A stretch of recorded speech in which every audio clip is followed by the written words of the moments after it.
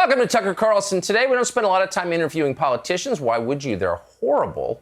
But occasionally you see one who's not horrible, who's interesting, clearly thinking for himself, and that's the kind of person it's worth spending some time talking to. Joe Kent is that kind of person. He's a Republican. He's running for Congress in the state of Washington, 3rd District. He's a combat veteran, a father, and a Gold Star husband, tragically. Joe Kent joins us now. Joe Kent, great to see you. Thank you so much for having me on. Tell us your story before you tell us what you're doing now. Where are you from? What'd you do once you graduated high school? Yeah, absolutely. So I'm originally from Portland, Oregon. As far back as I can remember, I wanted to join the military and go serve our country. It was either a combination of watching too much G.I. Joe and A-Team growing up, or, that was just what God put in my heart. As far back as I can remember, I was deeply impressed by men and women who went forward to go fight for our country while we enjoyed peace back home. Yep. So when I was about 13 years old, that's when the famous Black Hawk Down incident happened. So I saw that on TV, and I decided that I was very impressed that we actually had men and women out fighting in savage combat for our freedom so we could enjoy peace back home. So enlisted at age 18 in the Army, went right to Ranger Regiment, and then earned my way into Special Forces. So right out of high school? Right out of high school, yeah. 2 weeks after. I actually did the delayed entry program, so I joined my junior year. So I actually tried to join when I was 15, and the recruiters were like, no, you actually have to finish high school first. What'd your parents say? I talked about it for so long that they realized they couldn't talk me out of it. And I was very blessed. I got great parents, so they supported me going in the military. It's if you want to rebel in Portland, Oregon, you go enlist in the Army. So that's I guess that was part of my. How many guys in your high school class did the same? Just me and my best friend. Wow. Did he stay in? He did. Yeah, we both did 20 years. Amazing. Yeah. So you enlist right out of high school. Yeah. You go to the Ranger Regiment. What happens then? So I spent 3 years in the Ranger Regiment. It's peacetime, so Bill Clinton's president, so we're mostly just training. The little bit of combat that people before me had seen was either Mogadishu or Panama, so brief engagements. So I never imagined in my wildest dreams that I would be in a situation where I'd be in combat repeatedly. And then 9/11 happened, and I was in Special Forces training when the towers fell, when 9/11 went down. So pretty much from that moment on, we got on a war footing, trained for war, and then pretty much deployed immediately upon completing the Special Forces course. When did you deploy? 2003. To where? To Iraq. Wow. Yeah. So Iraq was pretty much, Special Forces are regionally oriented. Yes. So I spent most of my time in Iraq, about 5 years on the ground total there. So I was there for every year of the war except for 2010 when I was in Yemen. You spent 5 years there? Yeah, if you add it all up. So pretty much every year of the war, I was there for between 6 to 7 months. Yeah. That's a lot of deployments. Yeah. Technically, how many deployments is that? 11 total. That seems like a lot. It was a lot, yeah. I was in for 20 years, so I was in 20 years right at the start of the GWAT, and it's still going on now. So what did you think of it?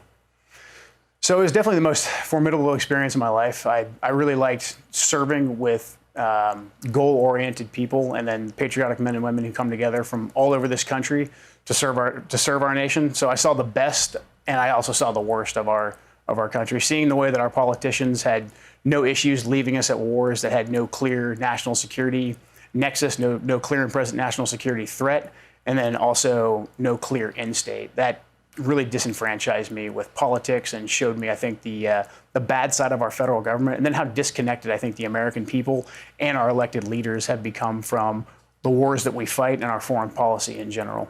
Man, what a sad lesson to learn. You try to join at 15, you do join at 18. Yeah. It's all you want to do, obviously. You spend 20 years in.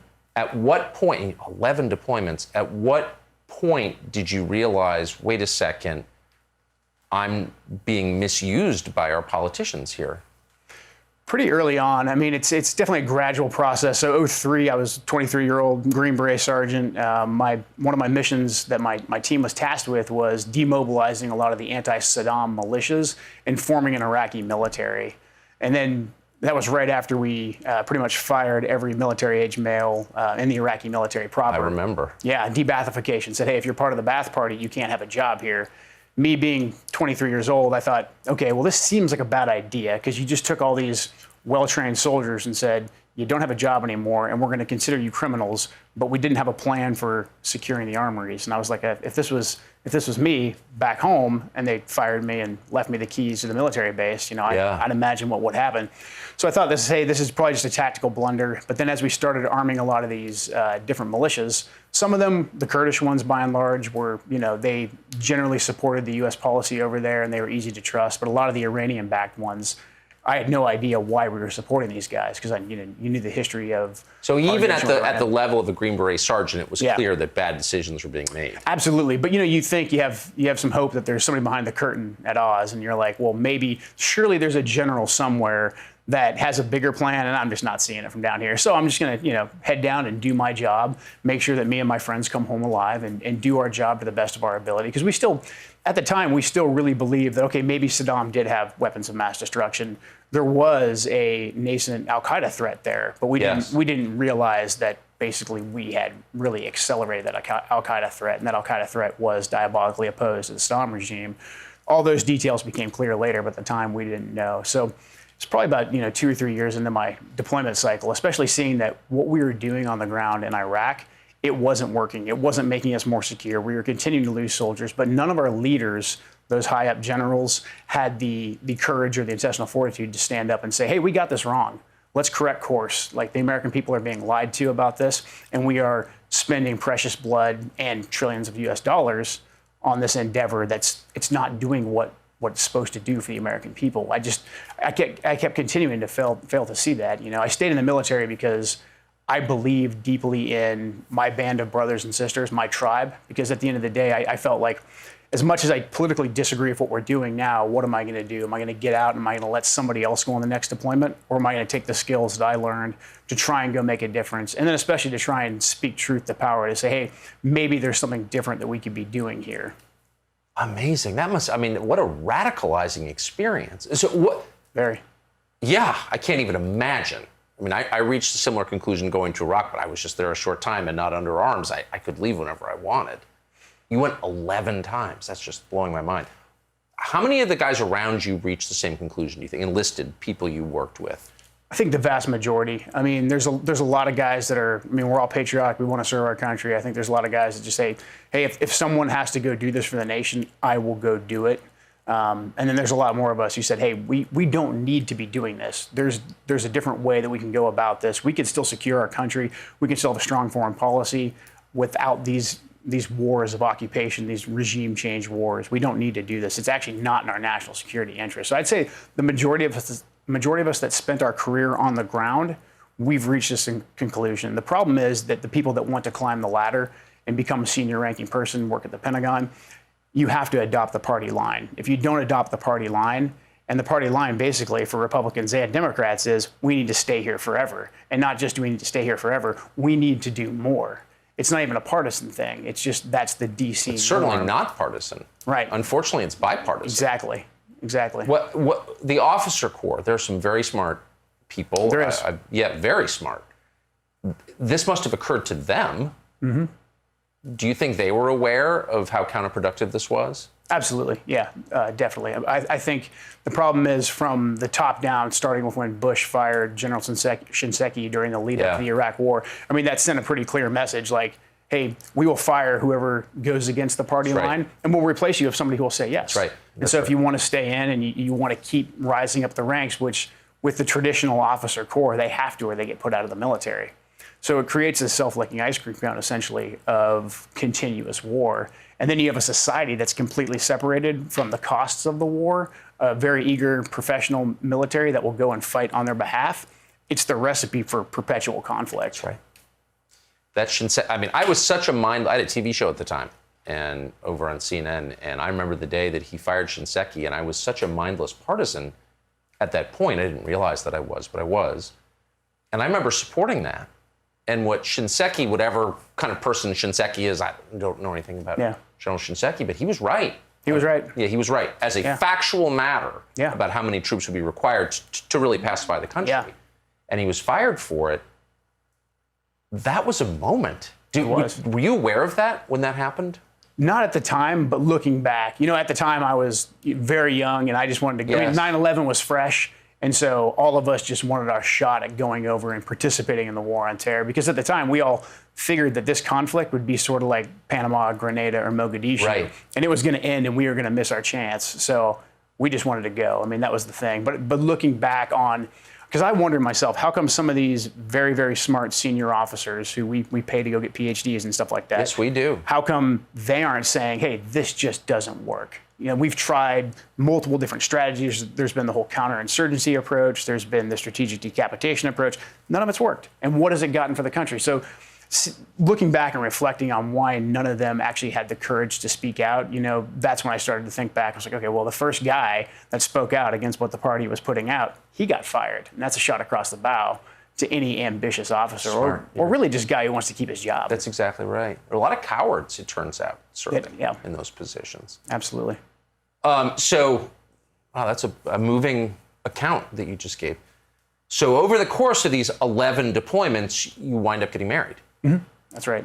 Yeah, I first met my late wife in 2007 in Baghdad. She was briefing about a terrorist that we were going after. She was talking about where his location was. So met her real briefly there, but didn't get her phone number or anything because the pace of the war, I kept moving, and I didn't see her again for another 6 years. And we ended up in the same unit together, a unit that combines special operations folks and intelligence people together. Amazing. Yeah. And she was killed. She was. So she was killed in Syria in 2019 fighting against ISIS. I'm sorry. Were you there? I was not there, no. Had you left the military by then? I was retired from the military and I'd gone into working in the CIA then. What was that like? It's actually a pretty natural transition. So I know it went is. from being in special. A well-trod path. Well-trod path. Yeah, it's a pretty typical retirement, which sounds weird for most people, but 20 years in special operations, I went right into being in the paramilitaries. On the CIA. operations side there, Mm-hmm. Yeah. To the extent you can describe it, what were the differences that you noticed between the way, DOD runs the United States military and the way the CIA is run?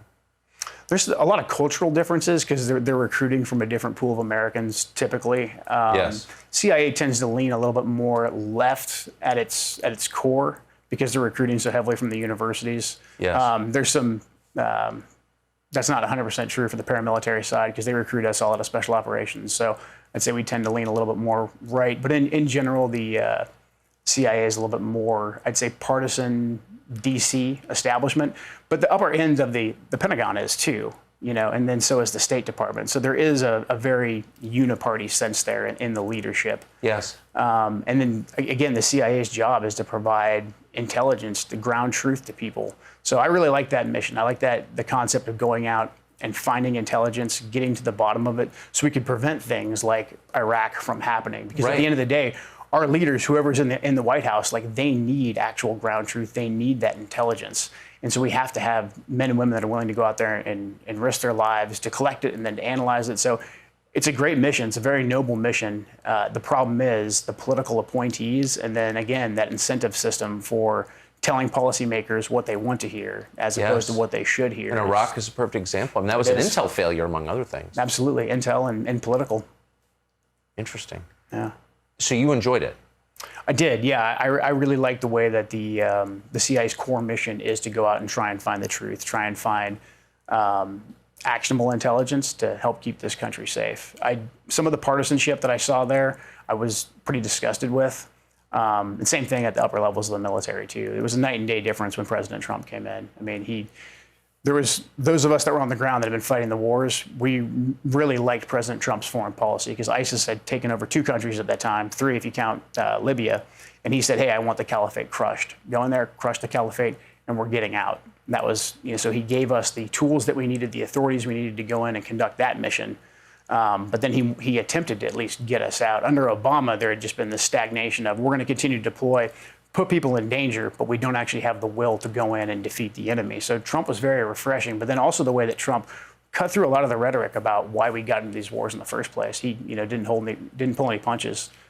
So among war fighters or people gathering intelligence on the ground, this was considered a good thing. It was.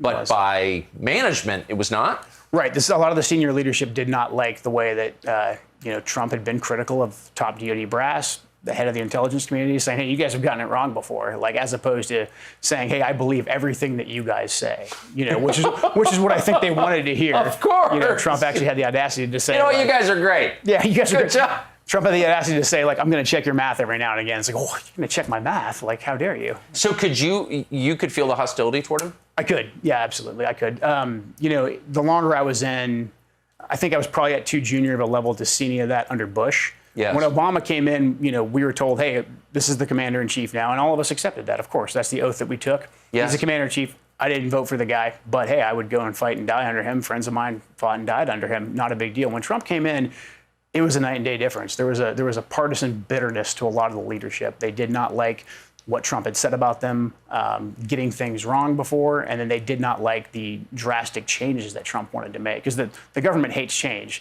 especially if that change is going to end programs, especially lucrative programs like wars. So there was a lot of just heavy disdain for Trump and his policies. Articulated. Yeah, absolutely. Absolutely. With attempting to get us out of the conflicts is where I saw it. I mean, my wife would be alive today had President Trump's orders been followed. So Trump ordered our troops out of Syria when we defeated the territorial caliphate in December of 2018. She had orders, her and the folks that she was with, had orders to withdraw back to Iraq by Christmas Eve. Instead, because of Secretary of Defense Mattis resigning, the head of the counter-ISIS mission for the State Department, Britt McGurk, resigning as well, and then all the bureaucrats underneath them doing the old bureaucratic slow roll, our troops remained in Syria until January. She was killed in January in Manbij. She was killed fighting the enemy, but again, did they need to be there? We had accomplished our mission going after the territorial caliphate of ISIS. And to this day, troops remain in Syria for no strategic benefit to the U.S., waiting for us to get into a four-sided fight with Syria, Russia, Iran, and then the ISIS caliphate that still is an underground covert network.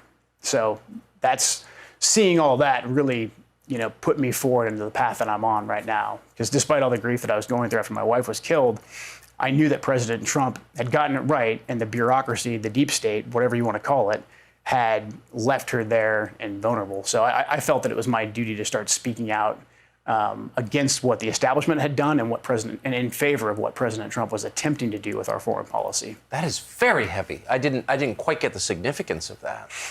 Yeah, that's what put me on the trajectory I'm on right now. So after she was killed, I got the opportunity to meet with President Trump. He came out to Dover when we received my wife's remains, and I got the opportunity to meet him real quick. I mean, he was very compassionate. So all those stories about him are completely false. He was very compassionate, and I told him, hey, this is me. I'm spent 20 years in the military.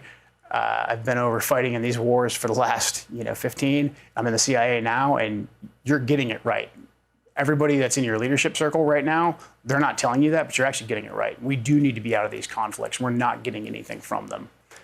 Do you think, given what has happened under this new Secretary of Defense and under this new administration, do you think you could serve in the U.S. military today? I think it'd be very difficult. I think now from my public statements being pro-Trump and then pointing out the failings of the establishment, I do believe that they would label me as some sort of insurrectionist or a white nationalist or something like that. This partisan test that they're putting in with the security clearance process, I think, is very disturbing. That gives them leverage over anybody who is going to actually work in sensitive positions, because you really can't do much in the military or the intelligence community without a security clearance. Of course. So them using that as a gate and putting an ideological test in there the way that they are, and then also the way that they're putting in these political commissars is absolutely insane. I mean, you have Bishop Garrison at the Department of Defense. They tried to put in political commissar Estrada down at U.S. SOCOM, the Special Operations Command. And these are guys that have had public statements labeling every Trump supporter, a Nazi. And they didn't care enough to even delete their social media. So they're letting the troops know, they're letting the warfighters know, hey, if you step out of line, we will come for you. And I think that's why you're seeing so many senior ranking officers now that are on social media doing these huge, bending the knee to the cult of the woke, saying, hey, on the official U.S. Navy account, like, we have an all-gay helicopter crew, isn't that great? Or, a very critical issue right now is making sure that women can have ponytails. None of this matters. None of us care if gay people serve. None of us care if women have ponytails. But all the senior ranking officers coming out and saying, like, this is now my new priority. It's just them saying, hey, don't fire me. I totally agree with the new regime. Well, I mean, that's the definition of cowardice. It is. Cowardice. I mean, It is. Yeah, and we're trying to turn the military essentially into a Praetorian Guard for the left. I mean, it's pretty disturbing to see.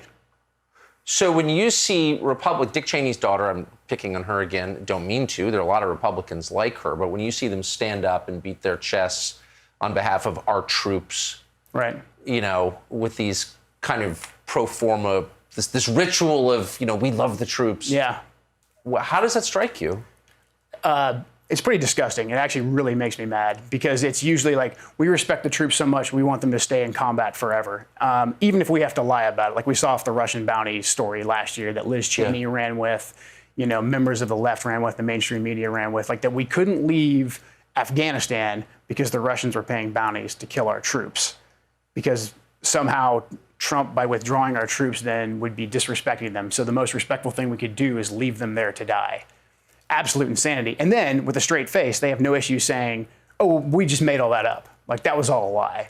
And we should just completely and totally gloss all over that. So to me, the leaders that have shown the utmost respect for the troops are the ones that want to make sure that we're not bleeding out on foreign battlefields unnecessarily. There'll be times when we do have to deploy and we do have to go fight. We all understand that. That's why we joined. That's why we train so hard. But when the leaders are absolutely careless and reckless with that, that shows us the absolute utmost disrespect. Save all the platitudes. I don't care about that. None of us care about that. We want to be used to advance the national security of our nation and to secure our nation, not for someone's ideological experiment, which is basically what these nation-building wars have been, or to line the pockets of the military-industrial complex. Man, you're even more impressive than I realized. Thank you. The reason that I wanted to talk to you, I just want to put it on the screen. This is I think this is your announcement It is, ad. Yeah. I see a lot of political ads and a lot of politicians. Can't overstate my contempt for all of them. This one really jumped out. This is yours. In 20 years of fighting on the battlefields and through my wife's death, I know what it's like to be on the receiving end of failed policy. The events of 2020, including the lockdowns, riots, and a presidential election manipulated by a cabal of technocrats and bureaucrats, followed by a sham impeachment that our Congresswoman voted for, made it clear to me that I had to go forward and fight once more. I've never been someone who can ask others to go and fight for me. That's why I'm asking to go fight for you in Congress, just like I did throughout my 11 combat deployments. I view this fight in Congress as a continuation of the oath that I took 23 years ago. I'm here to support and defend the Constitution and to fight for my fellow Americans. Something about that, you seem to mean it. I do. I can tell. Where do your politics come from? Were you political before? So I think I've always been a conservative, always been a Republican. My folks are, I'd say, center-right. Yeah. But then seeing what I saw overseas, I mean, it gave me a great, deep contempt for the establishment on both sides. I was pretty much done with the Bush era and the neocons, you know, about halfway through the Bush presidency. Yep, me too.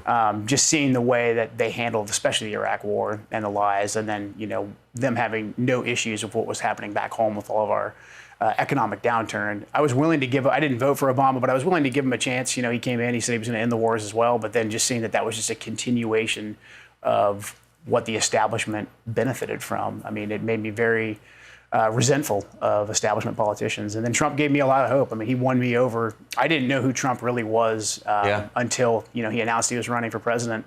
And then when he came in and he started going after the Bush doctrine, and he went after what was supposed to be sacred holy ground in the Republican Party of regime change wars and the fact that we need to be deployed all over the world, you know, building nations, that really won me over. I was like, that guy actually gets it. He knows what's going on. I mean, it's just amazing the carelessness with which they treat lives like yours. Yeah, yeah.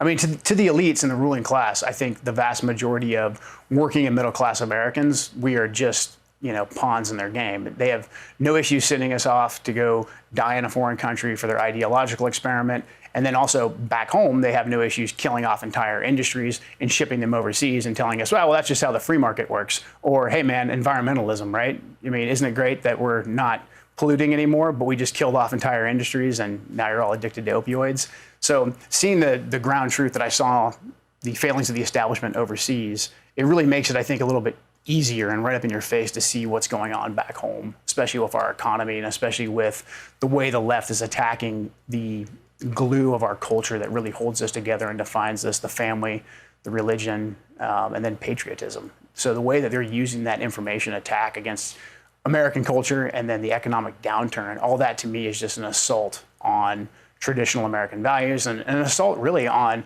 hardworking men and women of this country. So seeing all that, the totality of it, I just compelled to go fight again. That's why I'm doing this. You're running against a Republican. I am. Are you allowed to do that?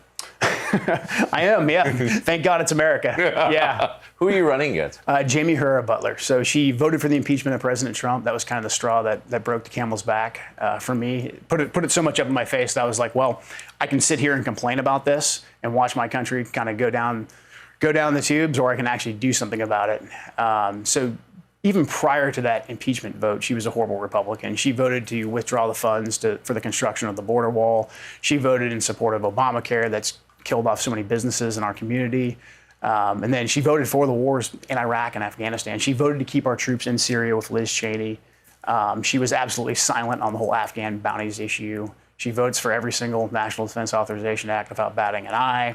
And just issue after issue where we actually need someone with the spine to stand up. She doesn't, report to duty that day, or she sides with the other side. And so it's time to get rid of politicians like her. When's the primary? It's in August of 22. The leadership of the party in the state of Washington and in the city of Washington, of the Republican Party, how have they responded to your challenge? I'd say, pretty neutral. There's a lot of folks, I think, that don't know how to handle the America First movement going and challenging sitting Republicans, because that's against, the rules that we're supposed to abide by. We're just supposed to vote for whoever the party says, even if it doesn't forward our values or advance our community at all. So I think there's some people that realize the gravity of the situation that we're in right now, especially with how hard the left and the Biden administration is pushing everyone. So we're gaining more and more momentum and support every day. Luckily, the Washington State GOP, they've amended their rules. They're going to give some support, I think, eventually to the challenger for the seat that I'm going after, Jamie Herrera Butler, and then Dan Newhouse, one of our other Republicans. He also voted for impeachment as well in a different district. So I think both of them are going to face serious challengers. I know Jamie Herrera Butler is going to, because I'm coming after her. How have people responded to this? Donors, for example, in your district? Very enthusiastically. So we've been very lucky. There's a lot of people after 2020 that are just absolutely furious with the system, the establishment, the Republican Party for not fighting harder, especially fighting hard for President Trump for his first 4 years, and then the whole way the election went. So going out and rallying and getting people together and saying, hey, don't listen to the mainstream media. Don't be beaten down and say you're never going to vote again. Let's get together. Let's get organized, and let's make sure that we can actually take our community back. There's a lot of enthusiasm right now for that. Do you meet a lot of people? How old are you? 40-ish? I'm 41. 41. Do you meet a lot of people your age with your political views? It's a very specific kind of politics that you have. It gets almost no representation in the national media, I notice. Yeah. Do you know a lot of people who agree with you? I do. I think that most of them just are not very politically active. They're not on the main social medias, and they're not out there stating their opinions. But I think the vast majority of the country does feel like this. They feel underrepresented. They know that left or right, Republican or Democrat, they're part of the same establishment that's been screwing over hardworking people for decades now on the foreign policy front, but then also back home with the way our economy is going. So a lot of people are just absolutely furious with establishment Republicans and Democrats. You're from the Pacific Northwest. A lot of defense contractors there. Yes, there is. Do you think that fact plays a role in the way that representatives from the Pacific Northwest vote in the Congress? Most certainly. I mean, there's big defense dollars there. So again, keeping the wars going and just signing off on those National Defense Authorization Acts every year, there's a big incentive for that. So why stick your neck out and say, like, I'm not going to vote for that and lose that Lockheed, that Boeing, all those big dollars, especially with the way that I'd say in the last, especially since Trump came in, that those big corporations have shifted over to supplying the Democrats of so much PAC money. What did you expect to do before your wife was killed? Did you expect to stay in CIA?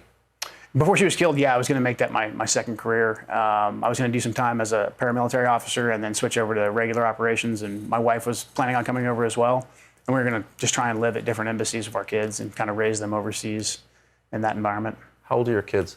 About to be 4 and 6, both summer birthdays. So very young. They were 1 and 3 when their mom was killed. Wow, what's that? I mean, what is that like? I mean, obviously horrible, but I mean, I mean, it was tough, but they've really grounded me. I mean, really, they're the reason why I'm in this fight, because in not too long, I'm gonna have to look them in the eyes and explain to them that this is the country that their mother gave her life for, and the state that we're in right now. I just can't do that. So that's why I'm doing what I'm doing and staying active and trying to actually make a difference. But it's tough. I mean, kids are the greatest blessing I've ever had. They give me purpose. You know, they've kept me together when I felt like I should be falling apart, you know, so it's they've been an absolute blessing. And well, you kind of have no choice but to keep it that's together. right. That's exactly right. Yeah, no choice but to keep it together and then try and do something positive and actually take the lessons that I learned, not just in the military, but from Shannon's death and make something positive out of it, something that's going to make a better country for them. Wow. So what's campaigning like relative to the life that you've lived for the past almost 25 years, I guess now? There's some similarities and there's some differences. I mean, in Special Forces, our job was to go out and you know, work with local people and then build together different networks and, you know, get the support of people from a wide breadth of the society. And so that's kind of what I'm doing right now, campaigning. I have to go out and talk to business leaders, you know, people from our logging industry, fishermen, all walks of life. So that part's kind of similar. Being out there this much is kind of weird. You know, asking people to please give me money is super weird and awkward. I think it's going to take a while before I get super polished at that. I hope you never do. Yeah, I hope not either. if you start enjoying hitting up people for money, you become a bad person. Right, exactly. Yeah. Some of them do like it, by the way. I know some. Yeah, they must. I don't know. It's a game, I guess. There's some dark folks in politics. I have to ask you about Portland. You grew up in the city of Portland, Oregon. Hard to believe now, but really one of the prettiest places in the world and one of the coolest cities. I always loved Portland, Oregon. Yeah. Now it's a hellscape. What happened? Wow. I mean, it's hard to put your finger on any one thing. Obviously, the escalation of violence really happened after George Floyd incident and all that. But rewinding, there's been, I think, a deep-seated indoctrination that's gone on in our culture, and I think more left-leaning West Coast cities, for some reason, got it even harder. So I think it starts with the education system, then in particular the university system. So Portland, it's been a hub for technology. It's been a hub for a lot of the arts. So I think a lot of folks that went through the same university systems, they kind of got, you know, indoctrinated into this far leftist critical race theory ideology, where they do actually at their core believe that America is this horrible, evil, systemically racist place. And then life's been so good for so long, and people need to find some sort of a purpose that once someone comes in and they can make a compelling case that, hey, we need to go burn the system down now. All it took was that one incident for that to happen. And then an organized force like Antifa and BLM to come in and say, hey, rally around this banner. This cause right here is righteous. So there's legitimately people there that think that this is like their civil rights movement that they're participating in or some other form of revolution. And the scary thing is, it's not just the folks, the Antifa people that you see on TV that are clearly professional criminals.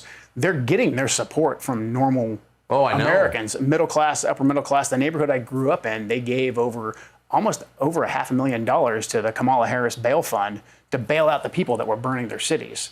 So to me, it's the backbone of any insurgency is this ideology, because it's not hard to have a covert terrorist organization. You just need to be like relatively sneaky and good and devious, but to actually have popular support like an insurgency does, that's something completely different. That's that indoctrination. It is different. I guess what I'm so struck by, though, is they haven't built anything. They've only broken things. That's right. So you go to Portland, and it's just, physically, it's such a cool place. It is, yeah. But nothing that's great about Portland was built by any of these people. They've only broken stuff, defaced things, burned things. That's right. It's a purely destructive force. Yes, it's 100%. And their vision for the future, they say, is some sort of racial equality utopia that they can never quite define, but they know what they want right now, and that's complete and total destruction and then complete and total control. But they're not building the racial integrated utopia, which, by the way, I'm for that. I mean, you know what I mean? Like, but so like, where's the utopia?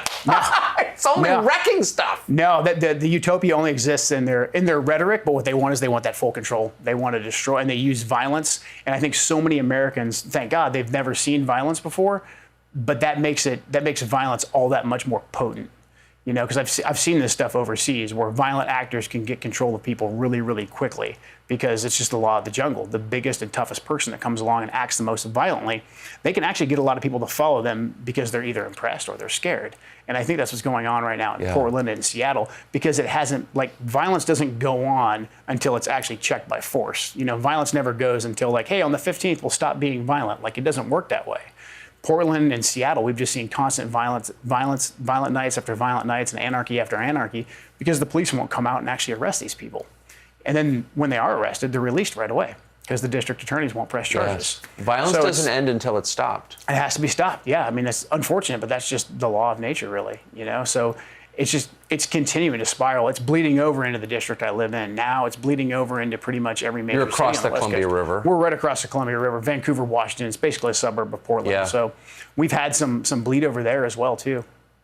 Columbia River, the Snake River drains into that. Yep. It's an amazing. Beautiful. Yeah, I feel sad for people on the East Coast who haven't seen Oregon and Washington State, and they're defined by Seattle and Portland. But once you get outside, I mean, it's beautiful. It's Cascades. It's idyllic. Yeah, it really is. And there are a ton of normal people there. There is. Yeah, if you get 20 minutes outside in the major cities, it's pretty normal.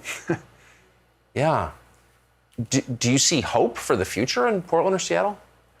Unfortunately, I don't, because what's happened quietly, all the industries that actually employ people there, they're quietly leaving. Most of them want to leave their BLM and their racial equality signs up so that they don't get further vandalized or targeted.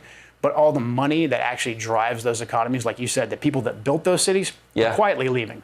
Anybody you can get out of their rent, their lease, whatever, they're getting out of those cities right now. The dollars are going to stop flowing into them because it's you know, business isn't going to hang out just for the sake of social justice. Can I ask you a question? So if this were Baghdad and you were in charge of pacifying part of Baghdad or making it better, you wouldn't retreat. Your first option wouldn't be to, like, run away, right? Right.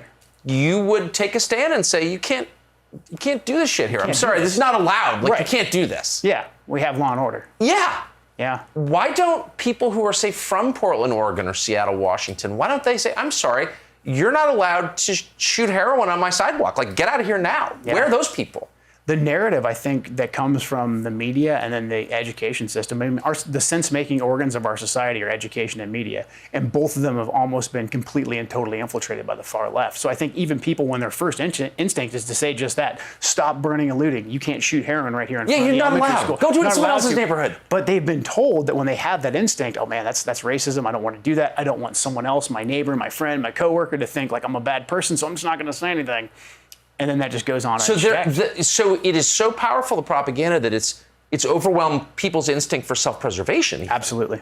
Yes. 100%. It's like, I'll let my kids be destroyed rather than say something unfashionable. Yep. Or just quietly leave. So there's definitely some quiet exiting going on, but there's also just a lot more people that they're just scared and they don't know what to do, but they've been taught and conditioned that, hey, maybe this is actually a good thing, and this is kind of the way it's supposed to be. Maybe I don't like the guy shooting heroin, but like the burning the city every night, that's actually for racial justice. So we can kind of tolerate that because we don't want anyone to think that we're racist.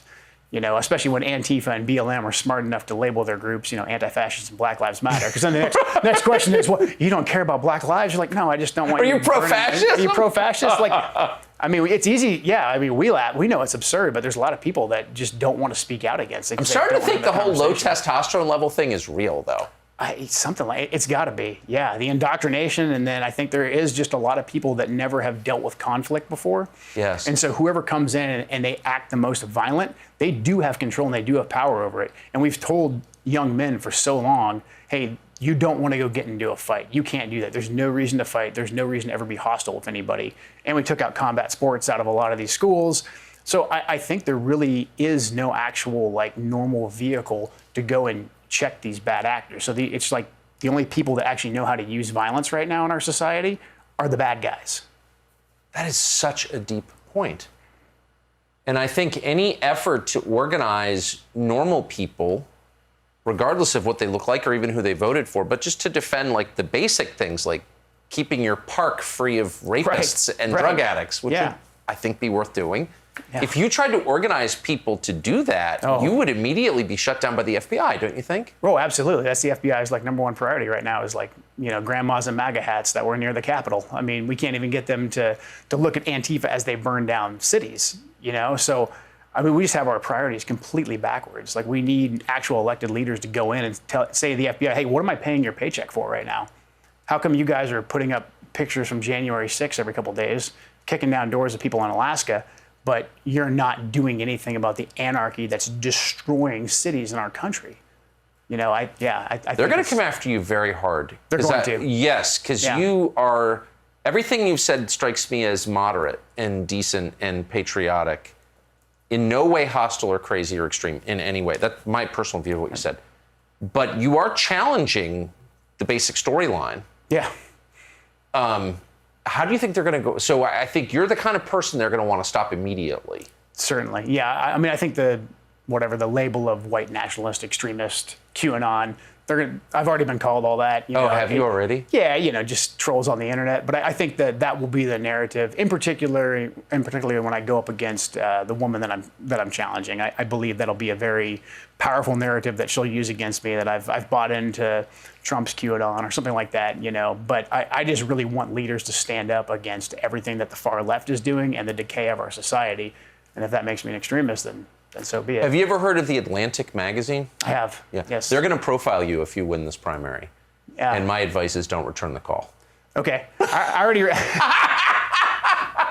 Actually, I wrote the rebuttal when they did the whole suckers and losers thing against President Trump, because I had experience with President Trump when he came to Dover to help me receive my wife's remains. I had firsthand experience of Trump and the fallen, so I was able to tell that story as a rebuttal to what the lies that the Atlantic published. So you're already on their list. I'm probably already on their list. There's probably already a working profile of how I was radicalized in the military, and I'm the exact kind of guy that they need to look for in this extremist stand down. I'm sure that's coming. I don't know why I'm laughing. It's so awful. The Daily Beast has your number. Apologies to all my friends that are still in the military. Amazing. Well, you've given me hope. Joe Kent, 3rd District of Washington State. We never get involved. I mean, this is not a political show, really, and involved in like a primary or whatever, but I am fervently hoping that you win this primary and you're elected to Congress. Thank you very much. Many people follow your example. I mean that. Thank you very much. Thank you for spending the time with us. Absolutely. Thanks for having me. Appreciate it. Joe Kent is his name. Remember it. Tucker Carlson Today is the name of this show. New episodes every Monday, Wednesday, and Friday on Fox Nation. We will see you every weeknight, 8 p.m. on the Fox News Channel.